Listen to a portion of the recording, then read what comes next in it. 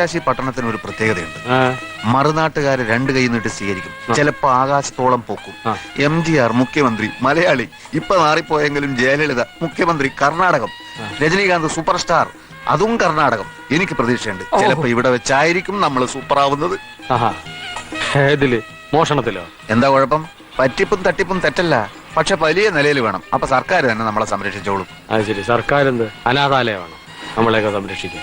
ഓഹരി കുംഭകോണത്തിൽ കോടിക്കണക്കിന് വെട്ടിച്ചു എന്ന് പറയുന്ന ഒരു മഹാനുണ്ടായിരുന്നല്ലോ, എന്തായിരുന്നു അയാളുടെ പേര്? ഹർഷത് മേത്ത. ഹർഷത് മേത്ത. അയാളിപ്പോ എവിടെയോ സുഖമായി ജീവിക്കുന്നു. പിന്നെ ബോഫേഴ്സ് എന്തായി? ഒന്നും ആയില്ല. അതാ ഞാൻ പറഞ്ഞത്, നമ്മളെ പോലുള്ള സാധാ കള്ളന്മാരെ മാത്രമേ സർക്കാർ പിടിച്ച് ജയിലിനകത്തിടൂ. ഏത് എടോ ധർമ്മ, വലിയ നിലയിലുള്ള തട്ടിപ്പ് നടത്തണമെങ്കിൽ രാഷ്ട്രീയമേ രക്ഷയുള്ളൂ. അതിനുള്ള തൊലിക്കെട്ട് എനിക്ക് ഏതായാലും ഇല്ല. ഓർക്കുമ്പോ ഇപ്പോഴും കിടുങ്ങിപ്പോവാ. പോലീസിന്റെ വലയിലെങ്ങാനും നമ്മൾ പെട്ടിരുന്നെങ്കിലോ? ഫുൾ ടൈം ദൈവം ഇപ്പൊ നമ്മളെ പോലുള്ളവരുടെ കൂടെയാ, പേടിക്കാനേ ഇല്ല. ഈ ഭയന്നുള്ള ജീവിതം ഇച്ചിരി കട്ടി തന്നെയാണേ. ഇക്കാലത്ത് എല്ലാ ജോലിയിലും ഇത്തിരി റിസ്ക് ഉണ്ട്. ഈ തൊഴിലിൽ അതിന്റെ അളവ് ഇത്തിരി കൂടും. നമ്മളെല്ലാ വെല്ലുവിളികളെയും നേരിടണം.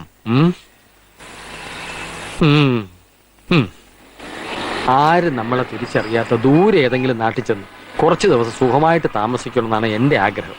അല്ല, എന്തുദ്ദേശ നടപ്പ്? കൈ 1-2 ദിവസത്തെ റെസ്റ്റ് വേണം. നിന്റെ കൈന്റെ മുറിവൊക്കെ ഒന്ന് കരിയട്ടെ. ആദ്യം നമുക്കൊരു മുറി സംഘടിപ്പിക്കാം. മുറി ക്യാഷ് ഇറക്കട്ടോ? വേണ്ട.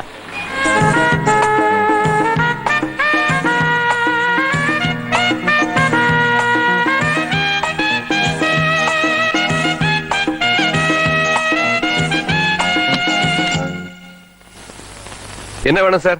ഒരു ഡബിൾ റൂം. റൂം ഒന്നും കാലിയില്ല സാർ. ഒരു റൂം മതി. ഇല്ല സാർ. എന്തുകൊണ്ടില്ല? നമുക്ക് വേറെ നിക്ക്. ഞാൻ കേരള പോലീസ്, ഇയാൾ ആന്ധ്ര പോലീസ്. കേരളത്തിൽ നിന്ന് ഒരു MLA ഒളിവ് പോയിരിക്കുക. അയാളെ കണ്ടുപിടിക്കാനാണ് ഞങ്ങൾ വന്നത്. ഇവിടെ ഉണ്ടോ അയാള്? ഇങ്ങ ഇല്ല സാർ. വിശ്വസിക്കില്ല. എല്ലാ റൂമും ഞങ്ങൾക്ക് പരിശോധിക്കണം. സത്യമാ അന്തമാതിരി MLA ഇങ്ങ ഇല്ല സാർ. ഇല്ലെങ്കിൽ ഞങ്ങൾക്ക് റൂം കൊടു. ഇവിടെ താമസിച്ചോണ്ട് വേണം ആ MLA പിടിക്കാൻ. MLA കിട്ടിയില്ലെങ്കിൽ തന്നെ അറസ്റ്റ് ചെയ്യും. കൊടു റൂം.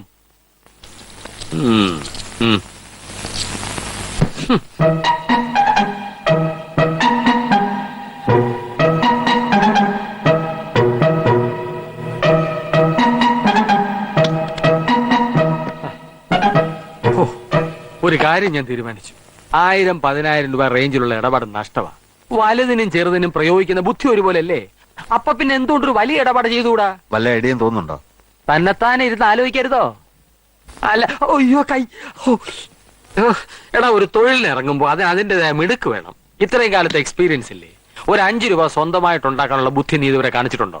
ഞാൻ നിന്നെ പോലെ പാരമ്പര്യ മോഷ്ടാവല്ലോ. പിന്നെ നിന്റെ തന്ത പയ്യനൊരു രാജാവായിരുന്നോ? ആരായാലും ചൂണ്ടിക്കാണിക്കാനെങ്കിലും എനിക്കൊരു തന്ത ഉണ്ടായിരുന്നു. ആർക്കറിയാം? അത് കള. നമുക്കേ ഒരു ടിവിയും VCR വാടക കിട്ടുമെന്ന് നോക്കാം.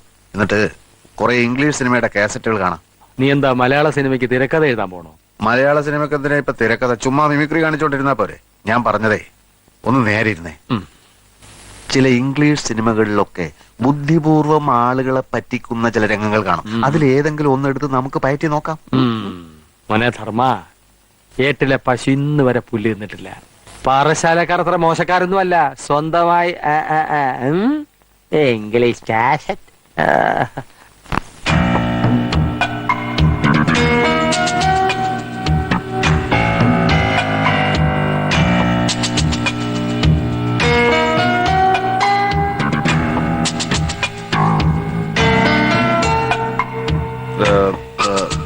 Excuse me? Yes sir. I have some precious diamonds with me. മലയാളിയാണെന്ന് തോന്നുന്നു. ഞാനും മലയാളിയാണ്. നിങ്ങളുടെ മുതലാളിയും മലയാളിയാണെന്നറിയാം.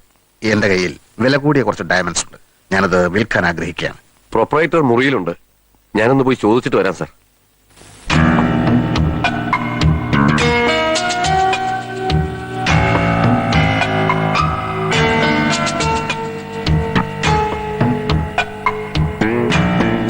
വരൂ സാർ. Please come. ബാല, നാരായണനാരെങ്കിൽ വിളി. ശരി sir. Good morning mister Varghese. Good morning. എന്നെ എങ്ങനെ അറിയാം? ഇവിടെ വരാറുണ്ടോ? ഇല്ല, പക്ഷേ താങ്കളെ അറിയാത്തവൻ മലയാളിയാണോ? കല്ലാട്ടുകുളങ്ങര അന്തോണിച്ചൻ മകൻ വർഗീസ് എന്നു പേരുള്ള രത്നവ്യാപാരി തന്റെ ബിസിനസിന്റെ പേര് അയൽനാട്ടിലും ഉറപ്പിച്ചിരിക്കുന്നു. എന്റെ അപ്പനെ അറിയോ? കല്ലാട്ടുകുളങ്ങരയാണോ വീട്? അല്ല, മണ്ണാർക്കാട്ടാണ്. തൃപ്പങ്ങോട്ട് എന്ന് കേട്ടിട്ടില്ലേ? പഴയ നായർ തറവാട്. പൂവ്. ഞാൻ അവിടത്തെയാണ്.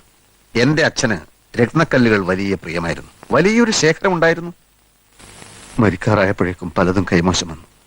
ബാക്കി വന്നത് വിൽക്കരുതെന്നും പറഞ്ഞ് എന്നെ ഏൽപ്പിച്ചു. ഇഷ്ടമുണ്ടായിട്ടല്ല, പക്ഷെ വിൽക്കേണ്ടതായ ഒരു പരിതസ്ഥിതി വന്നു ചേർന്നു.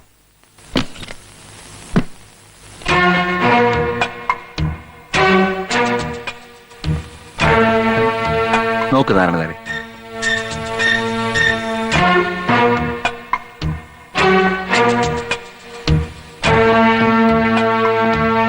ബെൽജിയം കട്ടിംഗ് ആണ്.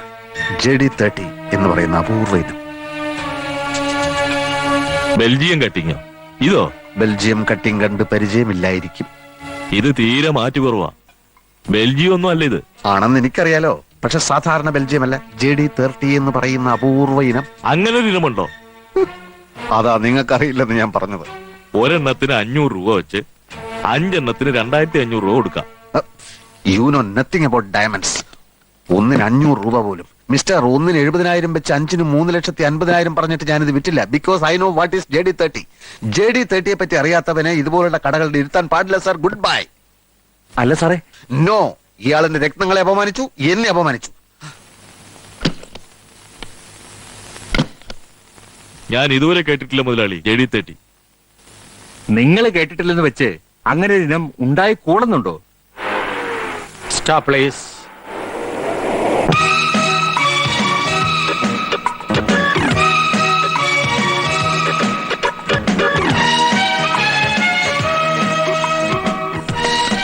Amurabi.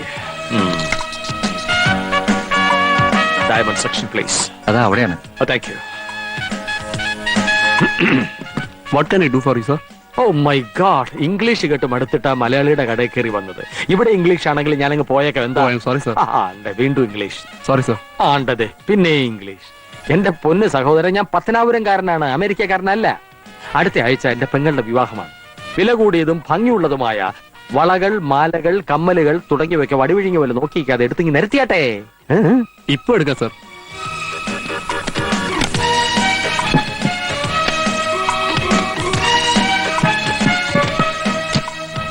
നോക്കിയേട്ടെ സാർ.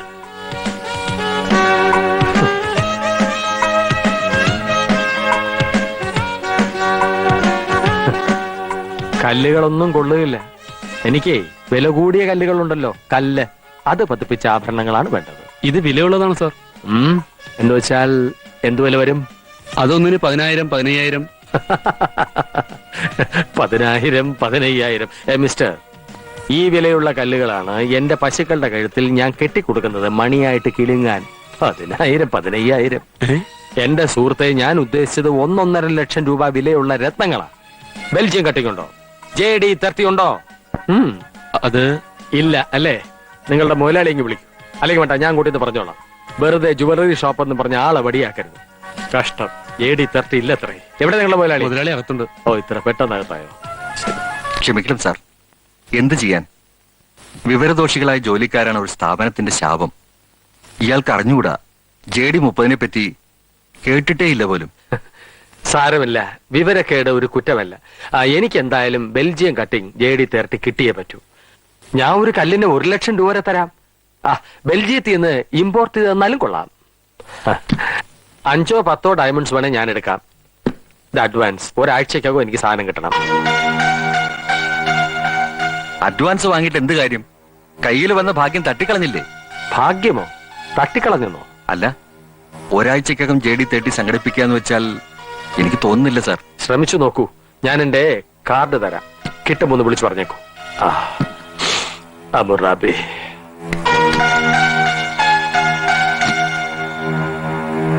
ഇറങ്ങി പോകളവാ. ഡയമണ്ട്സിന്റെ മാസ്റ്റർ ആണത്രേ. 70,000 അയാള് തന്നേനെ.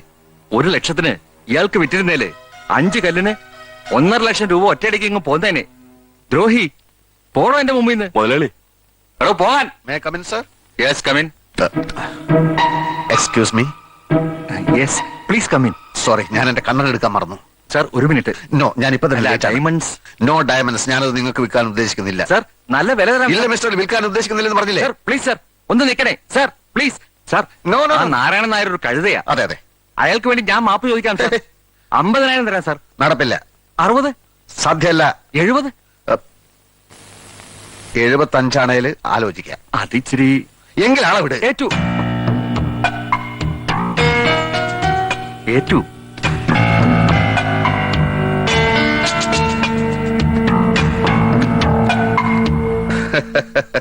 ഇനിയെങ്കിലും വിവരമുള്ളവരെ ജോലിക്ക് നിർത്താൻ ശ്രമിക്കണം. എനിക്ക് നിങ്ങളെ ഇഷ്ടമായി. ഇനിയും ബെൽജിയം കട്ടിംഗ് JD30 കയ്യിൽ വരുമ്പോൾ ഞാൻ ഓർമ്മിക്കാം, അന്തോണിച്ചൻ മകൻ വർഗീസ്. Thank you. ഇതിനിടയിലെ സാറിന്റെ പേര് ചോദിക്കാൻ മറന്നുപോയി. എന്നിട്ടും നമ്മൾ കച്ചവടത്തിൽ ഏർപ്പെട്ടില്ലേ? അപ്പൊ പേരിലല്ല, പ്രവൃത്തിയിലാണ് കാര്യം. നമ്മൾ ഇനിയും കാണും. എടോ, തന്നെ പോലല്ല. ഞാൻ ആ പൂഞ്ഞിത്തറ കപ്പേളയിൽ കത്തിക്കാൻ ആഴ്ചയ്ക്കാഴ്ചക്ക് മെഴുകുതിരി പാഴ്സൽ അയക്കുന്നത് ചുമ്മാതല്ല. കർത്താവ് എന്നെ കൈവിടുകയല്ല. ആ കർത്തായെ വിളിയിടൂ. കർത്താവോ? കർത്താവല്ല, കർത്ത. ആ കർത്ത. 483738 ഹലോ, 483738 അല്ലേ? മിസ്റ്റർ കർത്തായിക്കൊന്ന് കൊടുക്കൂ. അതെ, കർത്ത. 483738 തന്നെ അല്ലേ? മിസ്റ്റർ കർത്തായുടെ വീടല്ലേ? മുതലാളി, കർത്തായുടെ നമ്പർ അല്ലെന്ന്. എന്ത്? കർത്തായുടെ നമ്പർ അല്ലെന്നോ?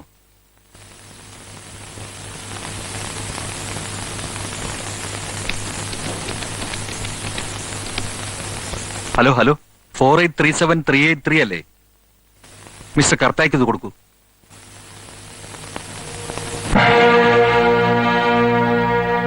ചതിച്ചോ കർത്താവേ? ആര് പറഞ്ഞടോ ഇന്ത്യയിൽ സോഷ്യലിസം വരത്തില്ലെന്ന്? സ്ഥിതി സമത്വമാണല്ലോ സോഷ്യലിസം. ഇതുപോലെ സമാസമം പങ്കുവയ്ക്കാൻ എല്ലാവരും തയ്യാറാവണം. അപ്പൊ സോഷ്യലിസവും വരും, കമ്മ്യൂണിസവും വരും. പരസ്പരമുള്ള സ്നേഹം വളരും. വ്യക്തി നന്നായാൽ സമൂഹം നന്നാവും, സമൂഹം നന്നായാൽ രാജ്യം നന്നാവും. പിന്നെ നമ്മൾ എന്നും ഇങ്ങനെ ഒറ്റക്കെട്ടായി നിൽക്കണം. എന്റെ ബുദ്ധി, നിന്റെ ധൈര്യം. മദുരാശി മാത്രമല്ല, ഡൽഹി, കൽക്കട്ട, ബോംബെ എന്നീ പട്ടണങ്ങളെല്ലാം നമ്മൾ പിടിച്ചടക്കുവിടാ. നോട്ടൊക്കെ എടുത്തു.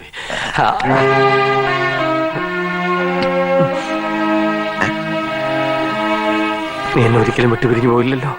അതെന്താ ആദ്യമായിട്ട് അങ്ങനെ ഒരു ചോദ്യം? ഇല്ല, ചോദിച്ചെന്നേ ഉള്ളൂ. നമുക്കിന്നൊരു കലക്ക് കലക്കണോടാ. വേഷം മാറി നീ വേഗം റെഡിയാക. ഉച്ചയൂണെന്ന് ഏതെങ്കിലും 5 സ്റ്റാർ ഹോട്ടലിലാക്കാം. ഓ, വിഗ് വിഗ്. ആ